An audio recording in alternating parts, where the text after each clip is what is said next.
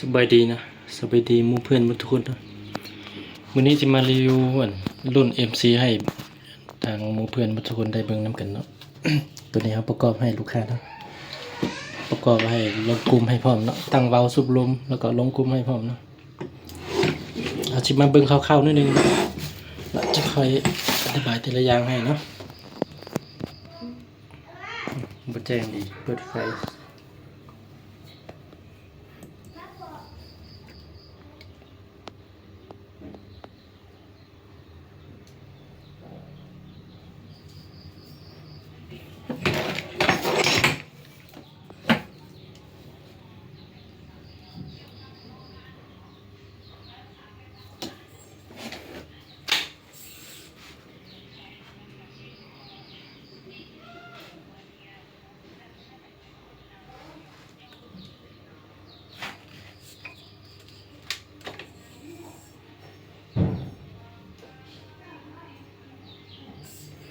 นี่ตอนสูบรวมลงกันน้ำเข้านิดนึงเนาะเป็นอย่างเดี๋ยวมันจะแห้งเองนะทีนี้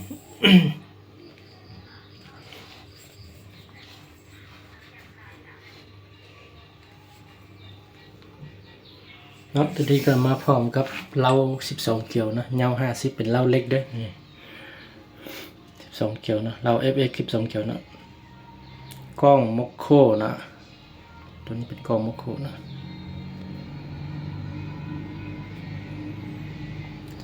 ทางอาโล 0.45 นะ 0.45 เนาะทีนี้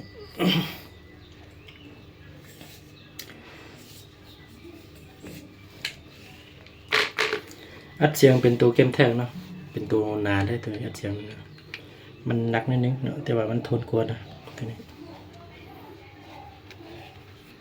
ใช้งานดีหลายนะทนทานดีสุดนะตัว MC นี่เป็นรุ่นที่ออกมา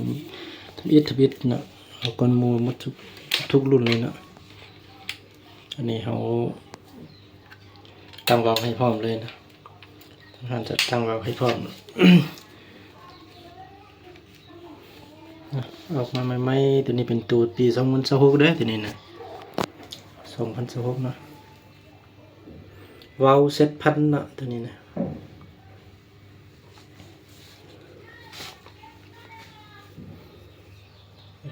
ลมก็สิสูบประมาณนี้เนาะบัดไปฮอดลูกค้าแล้วก็เบิ่งว่ามันลงบ่ถ้าบ่ลงนะถือว่าโอเคนะแต่ว่าคือสิบ่ลงอันนี้ตั้งให้11เนาะถ้าสูบลมติดขึ้นอีกนิดหน่อยนึงเนี่ยประมาณ12นี่เนาะไหวแห้งสมควรแล้วนะตัวนี้นะกล้องเป็นกล้องโมโคแบบนี้ไฟนะไฟอยู่ในเส้นเล็งนะปั๊บได้2 สีนะ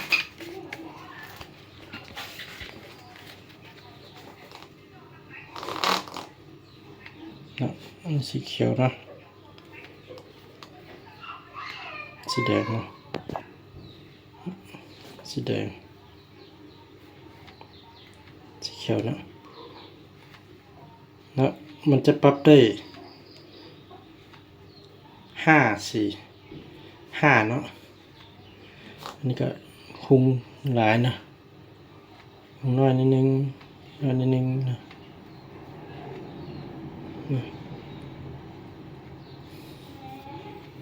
ปรับได้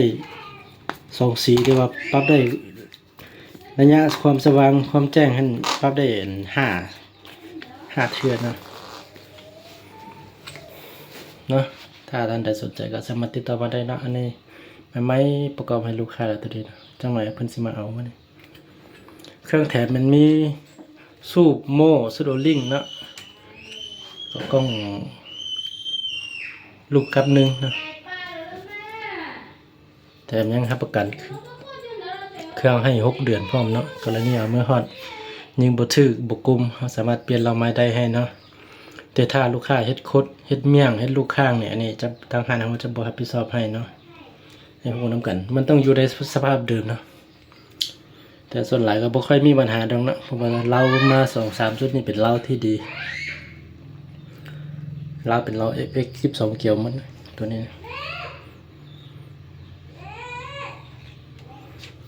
แล้วถ้าท่านใดสนใจก็สามารถติดต่อมาได้เนาะเครื่องก็สิรีวิวคร่าวๆนี้เนาะ โดยรายละเอียดอย่าพูดจุดใดบ่อนใดแล้วก็ทางมาส่วนตัวนะทางอันนี้จะอธิบายทีละอย่างให้เนาะเอาขอบใจหลายๆ